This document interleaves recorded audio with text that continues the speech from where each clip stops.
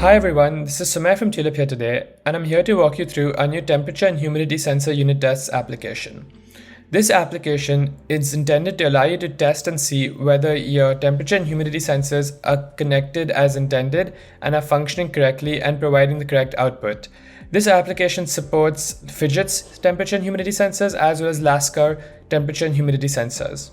How this application works is that once you have connected your humidity and temperature sensors to either the gateway or to your system, what happens is that you will see that the gray box on the screen will turn green and will record outputs from the sensor, which will be the temperature in Celsius, the temperature in Fahrenheit, as well as the humidity.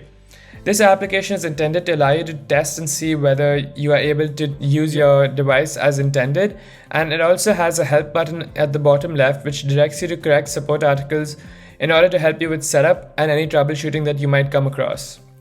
If you have any questions, feel free to reach out to us at support.tulip.co, and thanks for following along.